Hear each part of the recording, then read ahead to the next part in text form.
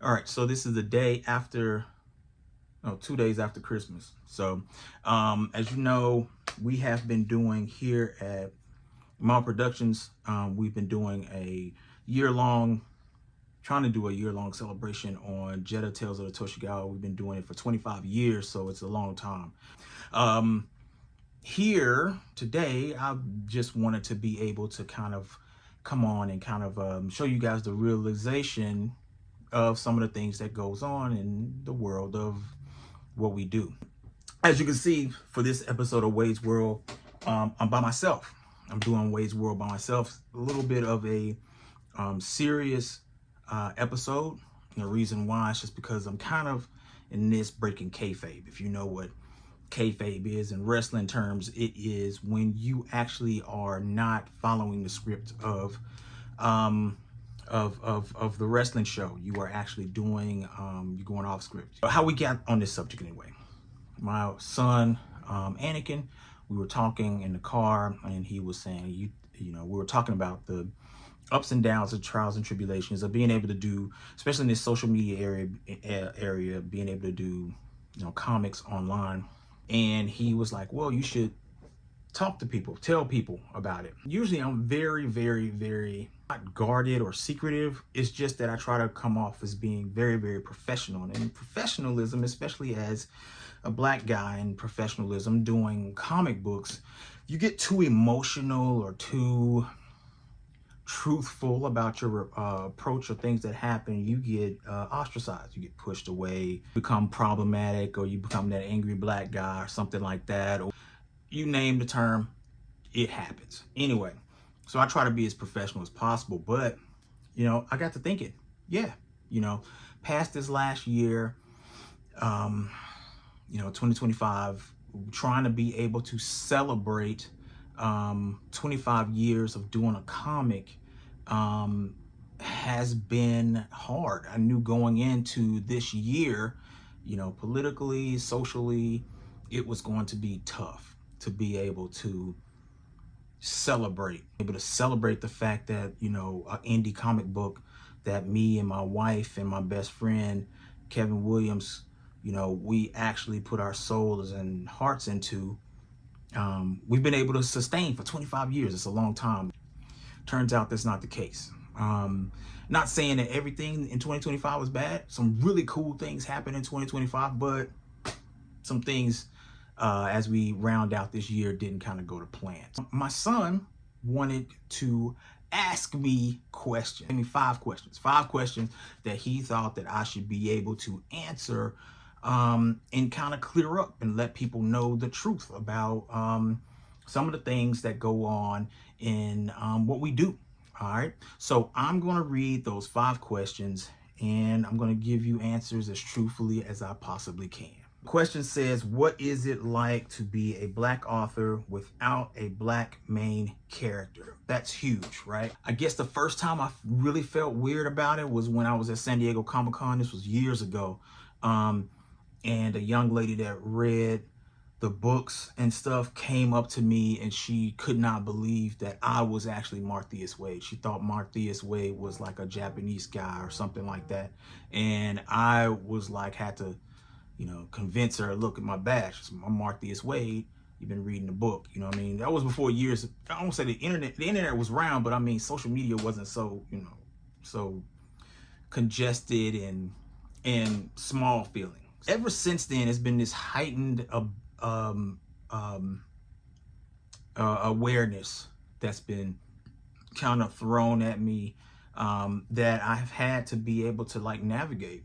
As being a black creator, period, you know, you're looked at as having inferior product.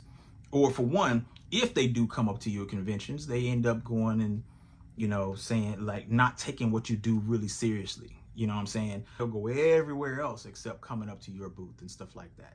You might, if you see me at a convention, you might see me walking around rather than being behind the table. You know, most of the time it's going to be Janet behind the table or my son. And the reason why is just because as soon as I come behind the table, folks run away. They don't want to see me. And that's sad. You know what I mean? Because the books that I do, I don't want to have to lean back on the fact that I'm a black creator or anything else to be able to do a book that I want people to read. I want people to read it for its own merit.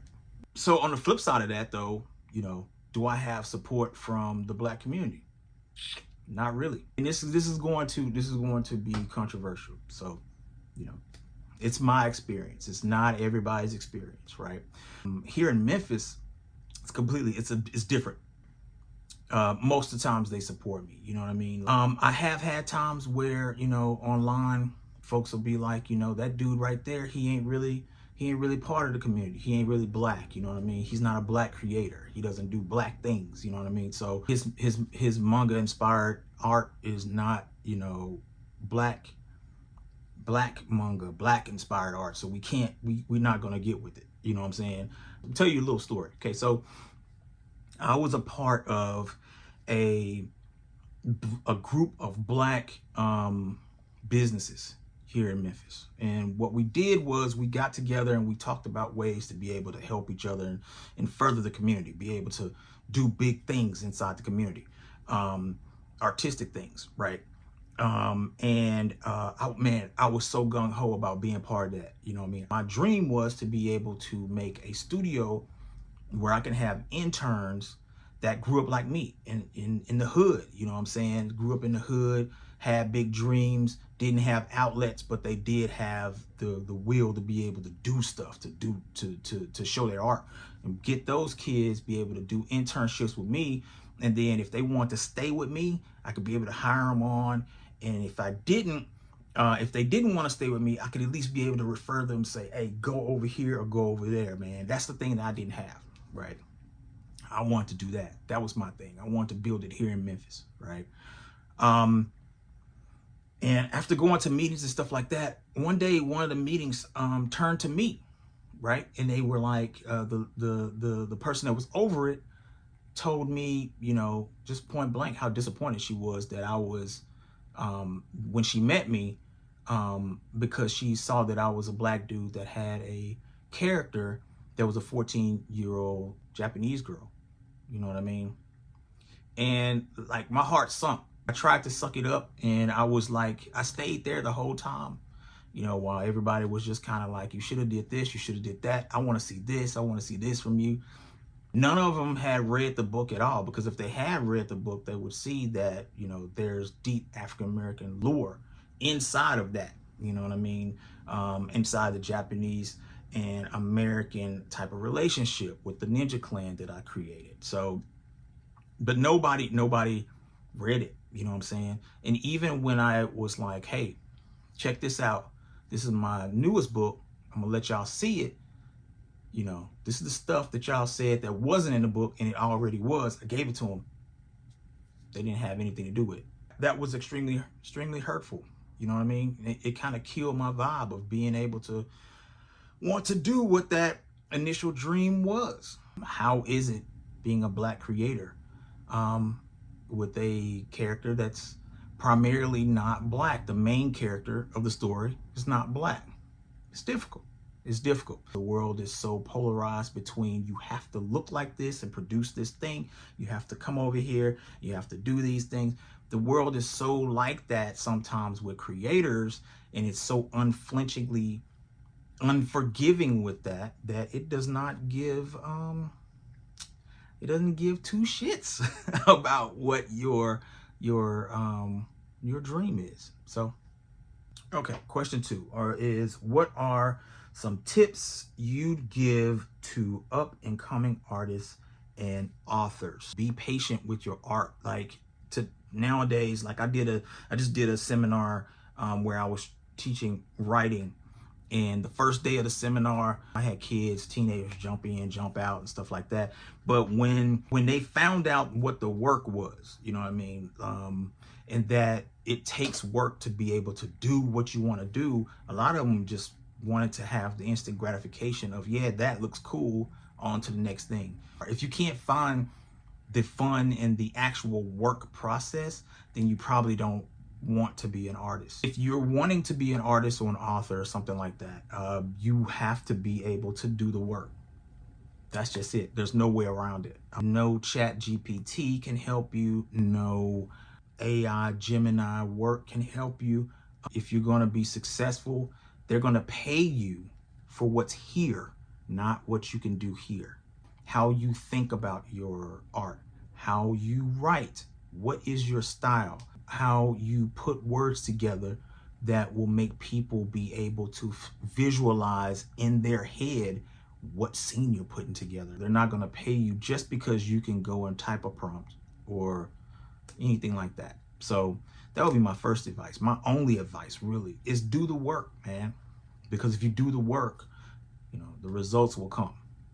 All right, next question from my son is, what are some of the comic book industry? What are some problems with the comic book industry? Man, there's right now there's a lot of problems with the comic book industry. Dollars and cents, distribution, readership. I think the biggest thing with comic books right now is two things: the attention span of the reader. So because everything is so quick and people want to be able to be entertained right then and right now, with a comic book, the way it's set up is that you're going to have a successful comic book. You're going to have to wait month to month to be able to get that book. Even with a manga, right? It's a bigger, thicker read, but you still have to wait for the next volume to come out for you to be able to consume that manga, right? At first, the internet, the comic book discourse around on the internet used to be about, like, you read the book and then you go talk about the book, and then you, as a community, you wait for the next one to come out. Now it's kind of circled around like a YouTuber or a video that tells you what the book is, and you don't have to go get it. If you don't have to go get it, and there's just a person that just tells you what this book is, almost panel for panel and word for word, what ends up happening is that the industry itself kind of tanks because there's no money. Even in the discourse where you talk about the book now, because there's still people that, there are still places where you can go talk about the book and then wait for the next issue, right?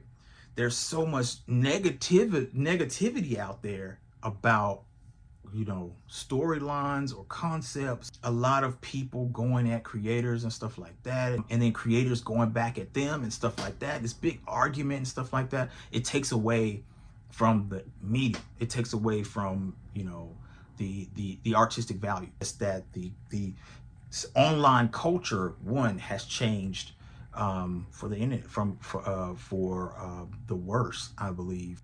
The second thing is, readers do not know right now how to consume indie comics. There's so many comics. You're talking web comics. I'm talking about web comics.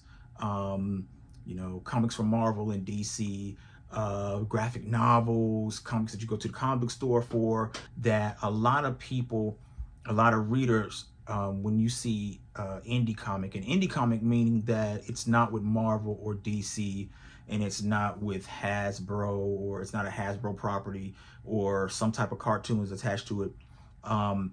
When you see an indie book, you either A, think it should be free, that you could find it online, or B, don't know how to get it, right? So there may be multiple issues of the book that's out, but you saw this one issue, you'll go like the issue, maybe you got it, you bought it, but you don't know how to get the next issue. All right, and that's a comic book distribution problem across the board, which is a whole nother can of worms. But a lot of it is just being able to consume it. How do you get it? How are you able to read it? How are you able to be a fan of this thing? And then having people to be able to enjoy that fandom with. There's not a lot of people that's actually going to go and talk about your indie comic or independent comic book, and if there is, and you have locked into that social media, forum, that has found and embraced you, man, don't let it go. But most of the time, it's very difficult to find an audience and that audience be reciprocal to you to be able to continue to keep going in a fashion that you would need to produce the next book. You know, that's why people do Kickstarter so much. You find a lot of indie comics on Kickstarter because Kickstarter helps you fund that next book. I haven't done Kickstarter, and the reason why, you know, just really is just because I don't have a social outlet that would support that. You know, a lot of people that found me on social media and things like that, they are people who are, you know, they either they're people who are kind of arm length supporters, or they're people who just kind of want to hold on to watch me fail. I just don't have like that that social media presence. And that's you know, this is me just being real. There's a lot of people in the industry that know who I am, but there's not a lot of support there for me personally. Well, question number 4, where do you think the comic industry will be in a few years? I really don't know, to tell you the truth. Everybody always has this doom thing saying, oh man, the next thing is dead. You know, comic books are dead. I think that comics are going to be around, you know, comics in the form that you read panel to panel, and there's cartoons and stuff and people draw it. That's going to be around forever. I mean, if you really think about it, comics were around since caveman drawings. You know, when people were drawing, cavemen were drawing hunting descriptions on cave walls. The industry, though, how you make money, how you are able to support your family, I'm not exactly sure where that's going to be. It's scary to think about. You look broader, you look bigger than the comic book industry, right? A lot of these companies and stuff are being bought up by bigger companies. And when you think about all these things being kind of consolidated and kind of shriveled up and stuff, that doesn't leave a lot of room for growth. You know what I'm saying? And most people are out there just buying IP. They're just buying the intellectual properties from other people. That's essentially what that Netflix deal is. They're buying intellectual properties to put onto their Netflix app, so it bolsters their collection of content. I hate that word, content. Anyway, it doesn't do anything for the comic book industry. There's a lot of people stealing art right now, stealing art with AI. They're stealing writers, stealing writing with ChatGPT. They're stealing actors, you know, voices, and they're stealing actors' looks and stuff like that. Majority of the people that notices it, they're going like, oh man, it's some AI crap. They hate it. At the end of the day, and the bottom line is that the industry, the corporations, they don't really care. They just see a bottom line. Who knows where the industry is going to go. I hope that it rebounds. I hope that things are a little bit better. I want things to move forward for the better, not just like it is. You know what I mean? I don't want to keep the status quo. I want things to be able to move forward better. We'll see. A lot of people ask me too. This is kind of another question. This is my own question to myself. I ask myself this a lot. Why do I continue to be in comics, right? Why do I continue to do it? Considering that, you know, it's 25 years, and while we have had growth, if you're thinking about 25 years being able to be put into something, the growth is it's been very hard. It's a question that I've asked myself. I had a conversation with one of my good friends, and I had to just kind of like sit back and just ask myself, why do I do it? And the reason why is just because I have had these characters and this love for this medium since I could even think. I mean, I feel like that I have been reading comics and enjoying cartoons and wanting to draw them and wanting to write and wanting to create since I could even walk. I've always had like that love for it. So since then, my path has been locked. You know what I mean?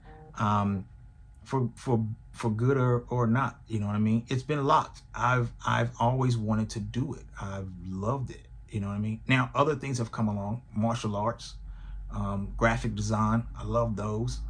For a time it was music. Love music. Animation. I love animation. You know what I mean? But it's always come back to comics. So in short, the reason why I just keep doing it is because I truly believe that if I was not doing it, that would be it. Like, that's the end of my life. I don't have anything else that I really, really want to do. I want to tell stories. I want to tell stories for people who want to be able to enjoy it. You know what I'm saying? For you guys, I want to be able to do that. So I continue to. That's the reason why. That's the reason why I keep doing it. That's the reason why that I hope that things turn around. That's the reason why it hurts me so much when I get limited by, my own skin color, by either my own community or another community, white community or proper comic book community or whatever. But it's also the reason why I cannot stop, because I don't want to admit or say that my dream isn't possible.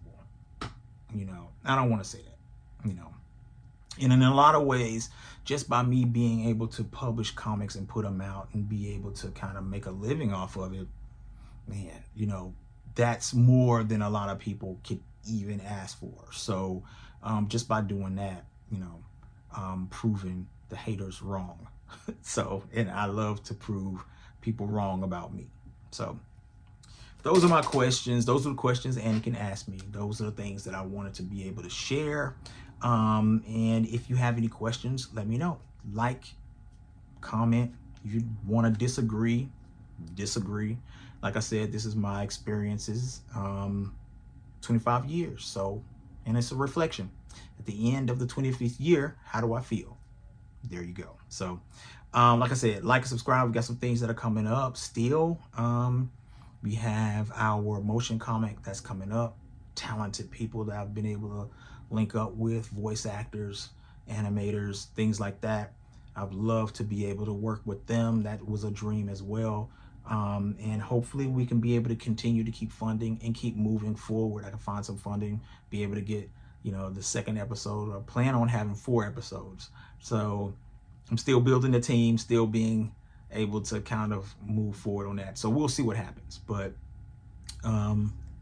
like our stuff, subscribe, and I will see you guys next time.